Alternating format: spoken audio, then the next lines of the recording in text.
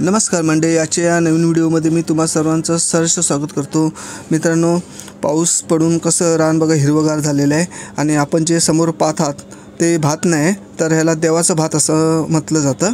तर बघा आमच्या सडावर कसं ते भात उगवलेलं आहे आणि कसं थंडगार पाणी सगळे असं पावसाचं पडलेलं आहे आणि वातावरण एवढं प्रसन्न वाटतंय की असं वाटतं दिवसभर इथेच बसून राहावं। आता आपण पटापट चालत रस्ता गाठूया, कारण आता भगवंतगड मालवण ही एसटी येईल। कारण ती गाडी जर चुकली तर अर्धा पाऊण तास गाडी नाही मालवणला जायला।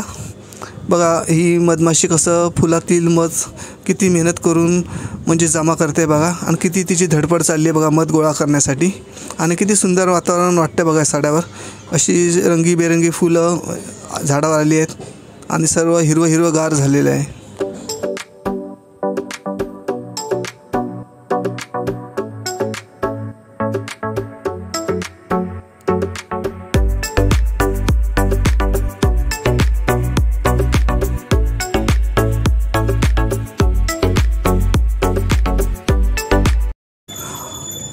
होळामध्ये कसं पाणी साचलंय।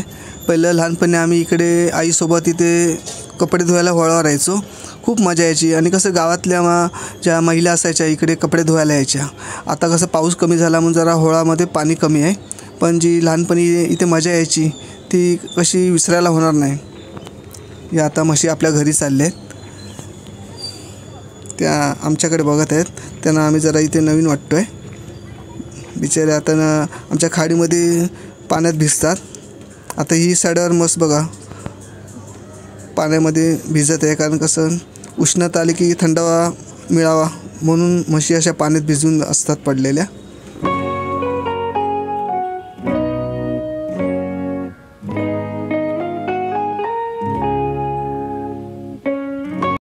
आता आमची एसटी आली, तर एसटीने आम्ही आता मालवणला निघतोय।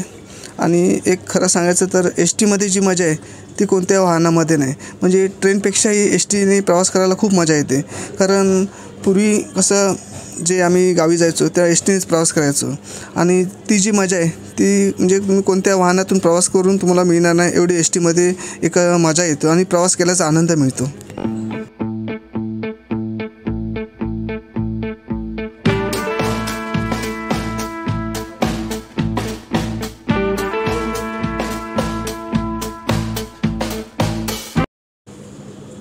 प्रत्येकाने एक गोष्ट लक्षात ठेवा की जगातला सर्वात मजबूत दरवाजा म्हणजे एसटीचा दरवाजा।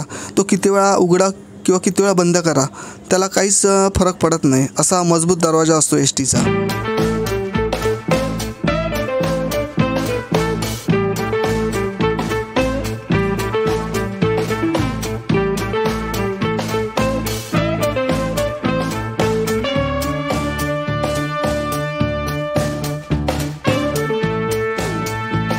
हा बोर्ड वाचल्यावर असं वाटतं की मालवण ते विजयदुर्ग, पण पुढून जर बोर्ड पाहिला तर तो बोर्ड आहे विजयदुर्ग ते मालवण।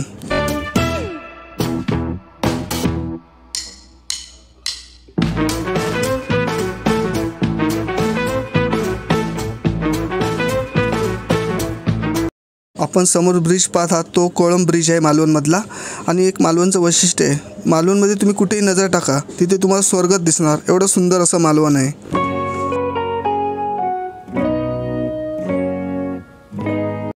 आमची गाडी ट्रॅफिकमध्ये अडकली आहे, तर या कोळंबच्या ब्रिजच्या पुढे या मासे विकणाऱ्या महिला बसल्या आहेत, त्या मासे सुट्टी करतात। आणि त्या महिला आहेत त्या मासा जो सुट्टी करतात त्याला तांबूशी म्हणतात। हा अतिशय चवदार असा मासा असतो। आणि बाजूच्या ठिकाणी पण टोकी आहेत बघा, काळुंद्री आहेत आणि मोदकं आहेत, बांधुशी आहे, म्हणजे हे खाडीमध्ये मिळणारे सर्वात चविष्ट मासे। आता ट्रॅफिक सुटला आणि आता आमचे जे कंडक्टर खाली उतरले होते ते आता गाडीत येऊन बसत आहेत। आता आमची गाडी चालू होईल।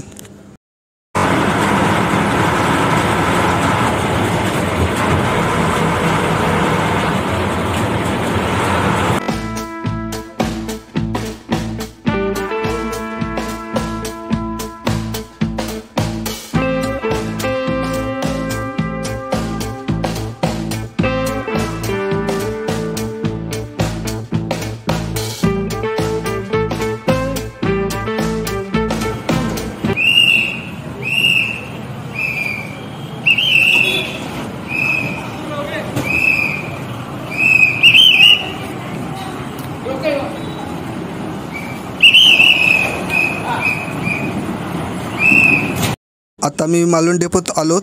आता मालवणला उतरून आम्ही बाजारात जाऊ खरेदी करायला.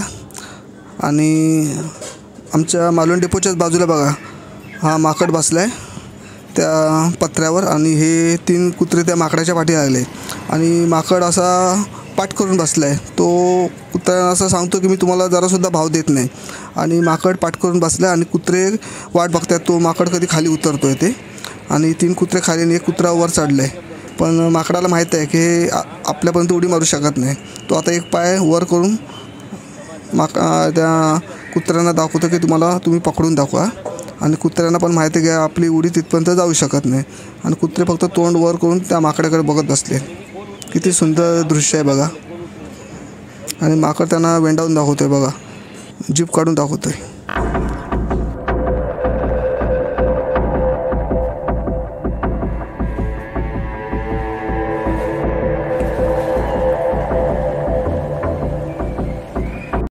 वासरू बघा आपल्या आईचं दूध पिते बघा.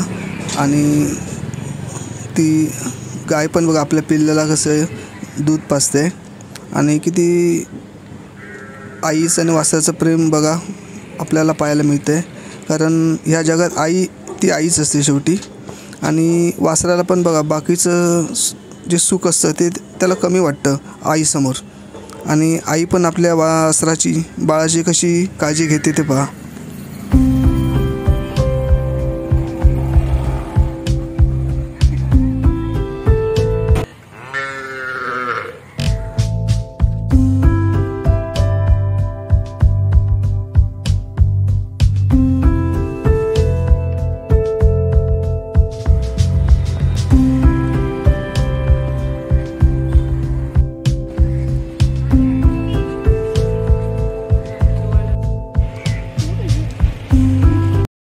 आता आम्ही मालवणच्या भरण नाक्याला आलो आहोत. आणि भरण नाक्याला जिथे आम्ही आमचा गणपती बनवायला दिला तिथे आलो आहोत. आणि हे कारागीर बघा समन लावून काम करत आहेत. आणि गणपतीची माती पण बघा कशी मळावी लागते. खूप मेहनत घ्यावी लागते गणपतीची मूर्ती बनवायला. तर हे सर्व कलाकार मनापासून इथे काम करतात बघा. आणि किती सुंदर मूर्त्या बनवल्या आहेत. आणि कलर काम ते थोडा उशिरा करतात कारण आता जर कलर काम केलं तर पाऊस आहे त्यामुळे कसं मूर्तीला बाष्प तयार होतं आणि कसं कलर ओला राहतो. म्हणून ते गणपतीला 10 दिवस असताना कलर मारायला घेतात बघा. हे कलाकार पण बघा किती वयस्कर आहेत पण त्यांची कला तुम्ही बघाल तर अतिशय सुंदर अशी त्यांची कला आहे.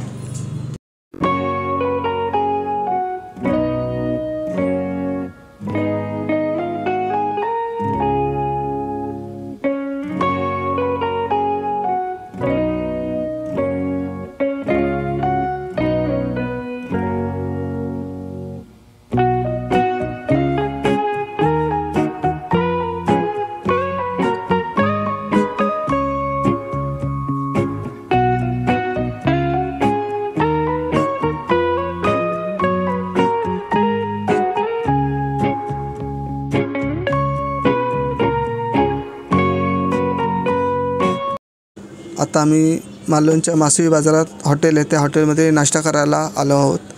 आणि समर्थ नाश्ता करतो आहे. गरम गरम वडापाव खातो आहे कारण तो पण चालून चालून खूप दमला आहे.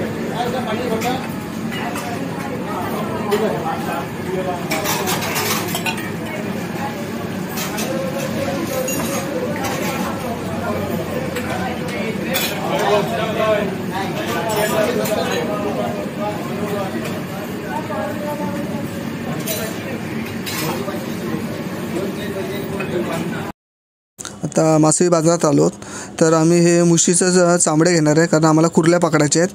आणि कोंबडीची जी पिसं असतात आणि आतडी ती पण घेणार आहेत कारण आता घरी गेल्यावर आम्हाला कुर्ल्या पकडायच्या आहेत. घरी गेल्यावर त्या कशा पकडतात ते आता तुम्हाला घरी गेल्यावर आम्ही दाखवतो की आमच्या मालवणमध्ये खेकडे कसे पकडतात ते.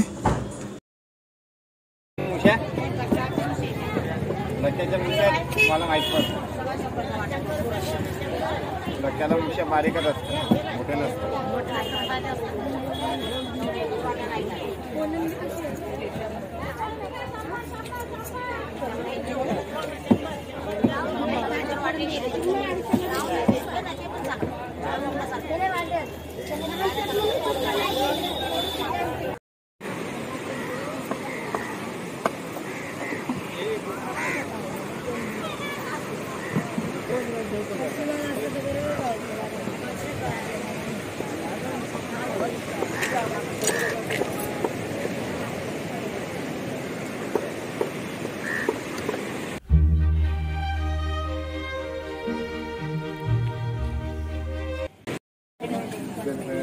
खयची दोरी आहे?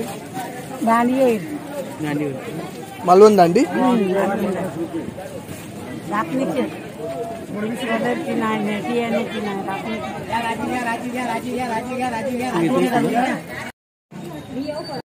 आता आम्ही मालवणच्या दवाखान्यात आलो आहोत आणि हा जो दवाखाना आहे तो दिघे डॉक्टर यांचा आहे. आणि कसं सर्दीमुळे डोकं दुखत होतं म्हणून आम्ही आता दिघे डॉक्टर यांच्याकडे आलो आहोत. आणि हा जो दवाखाना आहे दिघे डॉक्टर यांचा, हा मालवणमधील प्रसिद्ध असा दवाखाना आहे. कारण दिघे डॉक्टर हे गरिबांचे डॉक्टर समजले जातात. कारण त्यांची जी फी आहे ती अतिशय कमी आहे. आणि त्यांचे जे वडील होते ते पहिले हा दवाखाना सांभाळायचे. आता त्यांची 3 मुलं आहेत ते हा दवाखाना सांभाळतात.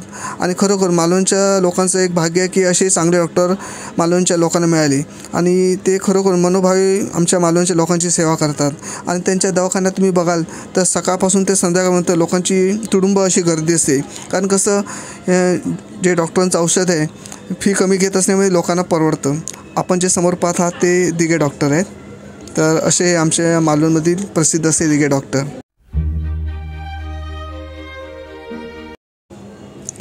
आता आम्ही एस टी पकडून घरी जायला निघालोत.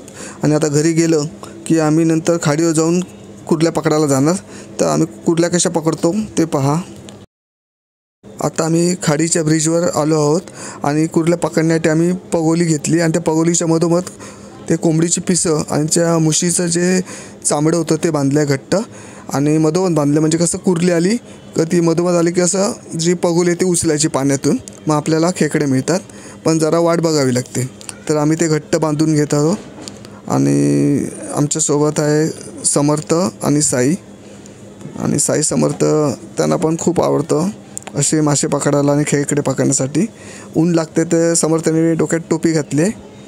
आणि अमित ते पगोले घट्ट बांधून घेत आहे. पगोली असते ती अशी खाडीच्या पाण्यामध्ये अशी सावकाश मधोमध टाकावी लागते. आणि पगोली टाकून झालं की 10-15 मिनिटांनी ती आपण काढायची असते सावकाश. कारण कसं मग ते त्या वासाने ती कुर्ली असते आजूबाजूची ती त्या पगोलीत येऊन बसते. आता आम्ही पगोली टाकली. तोपर्यंत वडापाव खाऊन घेतो आहे कारण भूक पण लागली आहे. एक तर मालवणवरून फिरून आलो होतो आणि कडक ऊन लागते. आणि साई आणि समर्थ वडापाव खात आहेत. आणि मग आता थोड्या वेळाने आम्ही ती पगोली उचलून बघणार. हे बघा अशा आम्हाला खेकड्या मिळाल्या आहेत खाडीतला. असा खाडीतला खेकडा असतो. आणि एक गोष्ट लक्षात ठेवा, जे गोड्या पाण्यातले खेकडे असतात त्याच्यापेक्षा डेंजर हे खाडीतले खेकडे असतात. आणि हा जर खेकडा चावला तर आपल्या हाताची नस पण तुटू शकते. एवढे डेंजर खेकडे असतात खाडीतले. आणि जे आपण ते गोड्या पाण्यातले किंवा डोंगराचे खेकडे ते एवढे ह्या खेकड्यांपेक्षा डेंजर नसतात. त्यामुळे हे खाडीतले जर खेकडे पकडायचे असते तर सावधगिरी पहिली बाळगायची. आणि माहिती असेलच तर तुम्ही खेकडे पकडा. आणि माहिती नसेल तर कसं बोटाची नस बी तुटू शकते. एवढे डेंजर खेकडे असतात. बघा हा खेकडा काठीला कसा पकडतो आहे बघा. एवढं त्याला ढकललं आहे तरी पण तो जोरजोरात चावायला बघतो आहे बघा.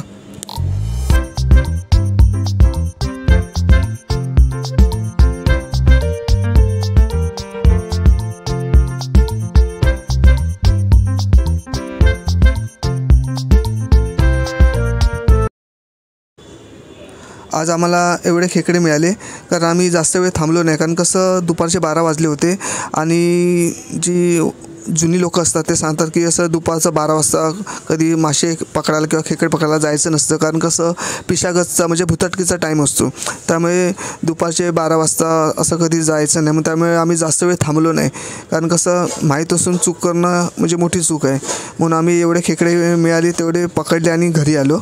आणि पुढच्या वेळी आम्ही जेव्हा खेकड्यांचे व्हिडिओ दाखवू तेव्हा तुम्हाला आम्ही सगळं डिटेल दाखवू.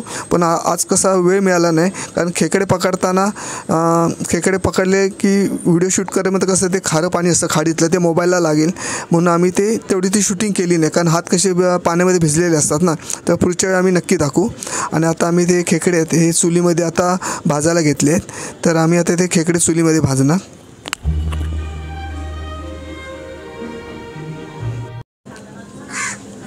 तुम्हाला जर खाडीतला खेकडा मिळाला तर तो चुलीमध्ये भाजून खा. एवढा सुंदर लागतो की त्याच्यावर का चवदार वस्तू कुठचीच लागत नाही. एवढा सुंदर लागतो. आणि सोपी पद्धत आहे. चूल करायची त्याच्यात तो खेकडा टाकायचा आणि 40 सेकंद व्यवस्थित भाजायचा आणि खायचा. त्याला काही मीठ मसाला हळद काहीच लावायची गरज नाही. एवढी सुंदर खेकड्याची ती चव लागते।